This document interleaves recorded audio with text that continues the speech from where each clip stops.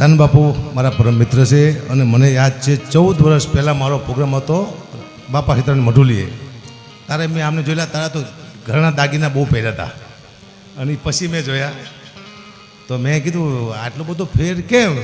કીધું દાગીના જાજા પહેર્યા હતા કે દાદા બાપુનું શરણ મળે પછી સાદગી હોય, દાગીના ન હોય. આ મને શબ્દ કીધો. અને સાહેબ હું પહેલી વાર ગયો હતો અહીંયા, એટલે દાન બાપુ નીચે ઉતરી જા ગાદીથી. એટલે મેં કીધું તમારું ગાદી તમે અહીંયા બેહો, તમે કેમ નીચે ઉતરી ગયા? એ કે અમારા દાદા બાપુએ ચાણ માટે જો પ્રાણ આપ્યા હોય અમે સન્માન ન આપીએ કે તો થોડી પડી અમારામાં છે. આટલું સન્માન, કારણ કે ચાણ એ દીકરી માટે થઈ, માત્ર ને માત્ર ચાણનું વહેલું લૂંટાતું હોય અને દાદા બાપુને ખબર પડે. તેજાજી અને ગંગા, તેજાજી અને રામાજી, રાજાજી, આ બે ભાઈઓ વિક્રમસિંહ અને ગંગાબાના દીકરા, એ દાદા બાપુનું સાનિધ્ય તમે એકવાર જાયજો, તમને ખબર પડે. કારણ કે હું જે જોવું એ કહું છું. મેં કોઈ દી કોના ખોટા વખાણ કર્યા દાખલો હતી, તમારી બધી કેસેટો જોઈ લો. મેં જોયું હોય જ કહું, કારણ કે લાખો માણસો જાય છે અહીંયા આગળ. સાહેબ વારો નથી આવતો. ને આ વ્યક્તિ છે દાન બાપુ, શું માનો છો, નોકરી કરે છે અહીંયા ચાંગોદરમાં, ને કે આ નોકરી કરવાની જરૂર છે. આટલું લાખો માણસ આવતું એ માણસ નોકરી ન કરવી પડે, પણ નોકરી કરીને પોતાનું ગુજરાન ચલાવે છે ને 1 રૂપિયો દાદા બાપુની જગ્યામાં લેવાતો નથી. આ પહેલું ધામ છે સાહેબ. નક્કી અત્યારે આની જગ્યાએ કોઈક બીજું તો કંઈક ધામ હોય, બહબાટી બોલતી હોય. કારણ કે દાદા બાપુ એનું ધ્યાન રાખે છે, જે રસ્તે ચાલે એનું.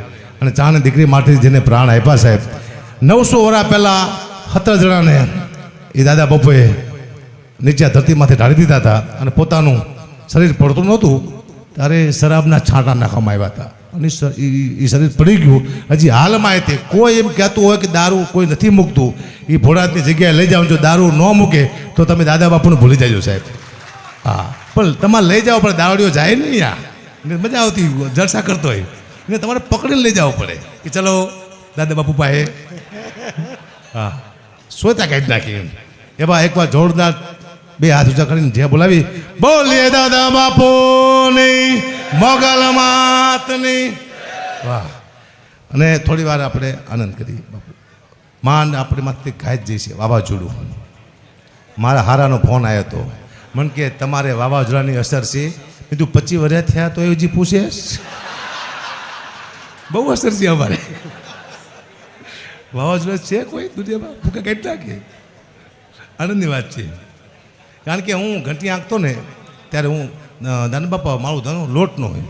લોટ મારો 50 રૂપિયા પગાર હતો ને પછી લોટ કાપી અને એમાંથી હું વેચીને ગુજરાન ચલાવતો. હું લોટ બહુ કાપતો. બહેનોને ખબર હશે, બહેનો લઈને આવે ને 10 કિલો લોટ હોય ને ઘઉં 1 કિલો લોટ હું કાપી લેતો અને ખબર ન પડતો. આવી મારી કારીગરી હતી. એક ડોશીમાં આવ્યા મારી ઘંટી ધરાવવા, ડબ્બો લઈને, બેટા જલ્દી ડબ્બો ઉતાર, મને બહુ ભાર લાગે છે. મેં તું માં હમણાં હલકો કરી દઉં હો. 2 કિલો કાપી નાખ્યો. એ વાતું કે અમારો માલધારી ને એ વાતું કરતો એમ, ભાઈ આંકો રહ્યો એ બરાબર માણસ છે નહીં ભૂંડા, સમજો કે નહીં? એટલો લોટ કાપે છે મારો દીકરો. એને ખાવું હોય તો ખાય ને કે આપણા ઘરમાં ખૂટવાડ છે. અને એ જ હમણાં મેં રેકોર્ડિંગ આવ્યું હતું મારું, એ જ મારો માલધારી વાત કરતો હતો. આકાબા ગઢીનું નામ મારા દીકરું એવું મોટું થઈ ગયું અત્યારે ભાઈ, રણછોડ. એમ જો કે નહીં ભૂંડા? ક્યાં ભાઈ ગયો એમ? અને એક ને એક વાત એના બાપની કરે મારો દીકરો. મારા બાપાએ આ કર્યું, મારા બાપાએ ઓલું કર્યું. તારા બાપાએ જે કર્યું હોય તું તારું કર ને ભાઈ. અને મારો દીકરો નીકળે છે ફોર્ચ્યુનર લઈને 160ની સ્પીડમાં. મારા દીકરું કંઈ થતું નથી. એની માથે હે ને હું તો કહું મોગલનો હાથ છે, બાકી કહીશું છે નહીં. એ લાંબા વાને દાઢી બાકી કહી છે એને હકામાં હાલે. હું તો સમજો કે નહીં ધબુદાન? આ મારી વાતો કરતા હતી. મને બહુ એકલું સાંભળ્યું મેં કે આ કેમ મારા આગળ આવી ગયું. માં જેની માથે મેર કરે છે સાહેબ ક્યાંય પણ પહોંચી જાય છે. માત્ર મોગલની જેની માથે કૃપા થઈ જાય અને એકવાર ઉપર લઈ ગયા પછી પાડતી નથી હોય, એ ગેરંટી આપું તમને. પણ તમે ગમે એવું ભૂલ કરો ને, કારણ કે એને ખબર છે કે મારા નામ માથે જેનું હાલે છે એને હું પાડી દઉં તો પાછું એ થાય કે આ મોગલનું જેની માથે હાથ હતું એ પાછો નીચે આવી ગયો. પછી જે ગુના કર્યા આવીને કબૂલી જાઓ સાહેબ, એ વાત પૂરી થઈ ગઈ. પણ મોગલનો એકવાર હાથ પડી એટલે વાર્તા પૂરી. વિચાર તો કરો, 15-20 જોક લઈને ચડ્યો હકાપા આયા. ઘરથી આંકતો આંકતો સીધો સ્ટેજમાં થયો. હજી મને ખબર નથી હું કલાકાર છું. આ તો લોકો કે તમે કલાકાર, તારે મને ખબર પડે સેલ્ફીને આવું પડે ને મજા આવે મને. ઘડી પટ પટ પટ પડતો હોય કારણ કે મારા બાપુ હારે કોઈ ફોટો ન પડ્યો અને મારે લોકો ફોટા પડે આનંદ આવે મજા આવે છે પડાવજો પેલા હો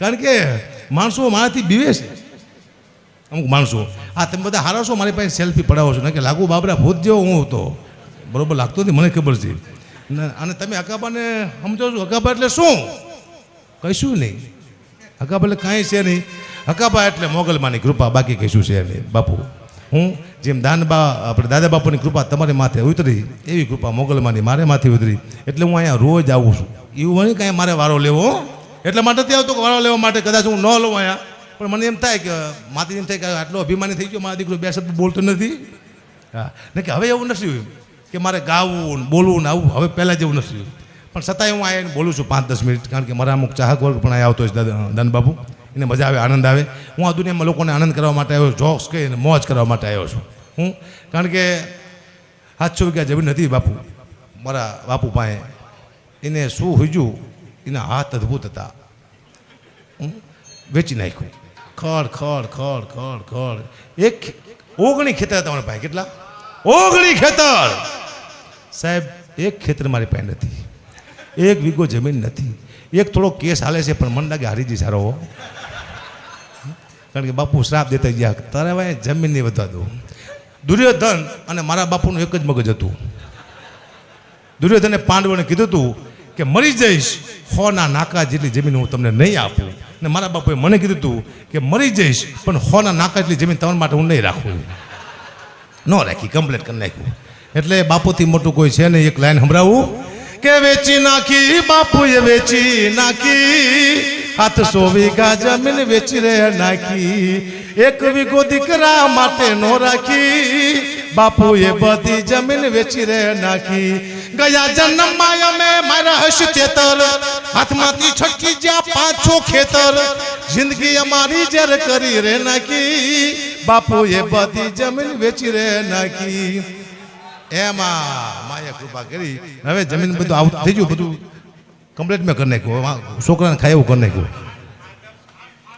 આજ ફાધર્સ ડે વિચાર તો કરો અને મારા બાપુની હું પથારી ફેરવું છું આવો નાલાયક છોકરો તમને ક્યાંય જોવા મળશે ખરો દુનિયામાં સાહેબ મારામાં એક ગુણ જ નથી એટલા અવગુણ ભાઈ હું એકથી મારા ગુણ ગોતો હતો મારામાં કેટલા ગુણ તો ગુણ જ નથી નકરા અવગુણ જ છે એક કામ મેં સારું કર્યો મારો દાખલો નથી અત્યારે વિચાર તો કરો તો આ મોગલમાની કૃપા જો આટલા નીચ માણસી તો આપણું હાલાવે છે આની મોટી માતાજી ગોતવી ક્યાં મારે એક નહીં એક જ ગુણ છે મારા માજે તમને કહું છું તારી જે છે સાચું કહી દઉં અહીંયા આવી મારી પાસે બીજી સાઈડ નથી હું જે ઉપર બોલું છું એ જ નીચે છું નીચે છું એ જ ઉપર છું મોટી મોટી વાતો કરીને નહીં એવું નહીં જેવો છું એવો આવું છું લાંબા ઝંઝર નીકળી ગયો છું બાઈસ વાત પૂરી થઈ ગઈ પણ ફાધર ડે છે આજ એટલે મેં ફાધરને સંદેશડી આપી